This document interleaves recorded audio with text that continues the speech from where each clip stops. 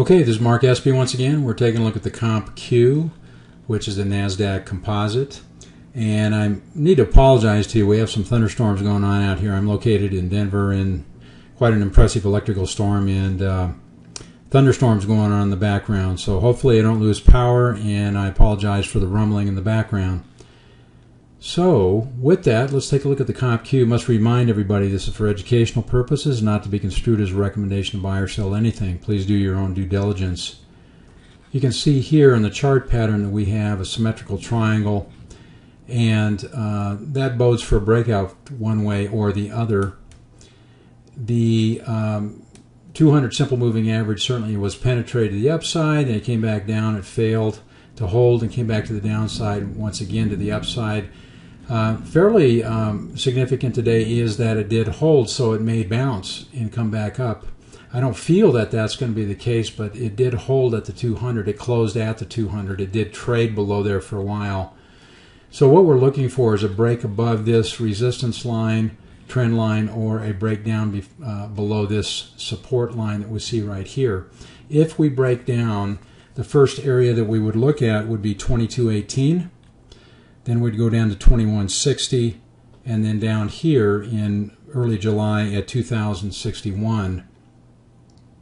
We do have a double bottom that we need to recognize, and that's just below 2150.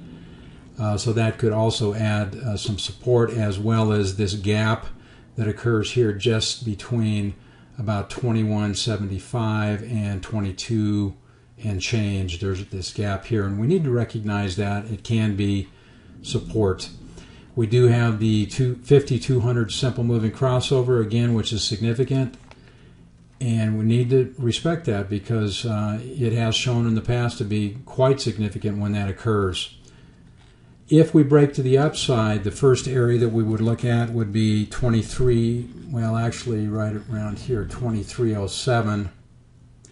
And then we would come up here to this swing high, which is in mid-June, and that's about 2341. This swing high that we see here in May is at 2434, and then we come to the top here, which is at 2535. So those are the areas that we need to recognize to the upside if it in fact breaks to the upside. We're in the overbought area here in the stochastics and the MACD. Actually, the MACD looks like we're having a bit of a pullback to the zero line on the histogram, which means that there's a loss of momentum to the upside, and it looks like the MACD line might want to begin to cross over the signal line, but has not yet done so. We find ourselves in the upper end of the Bollinger Bands, and you would expect a reversion to the mean actually after coming off of several narrow range trading days and bumping up against this trend line. So I suspect that we are going to continue back down this way, even though it was an impressive day for the bulls to pull it back off of the lows that were put in today. I still think we have momentum to the downside. The volume is diminishing, and if we do see a move down and or up, we would want to see that move on volume to support the move, to show us that the investment community is in fact behind whatever move occurs.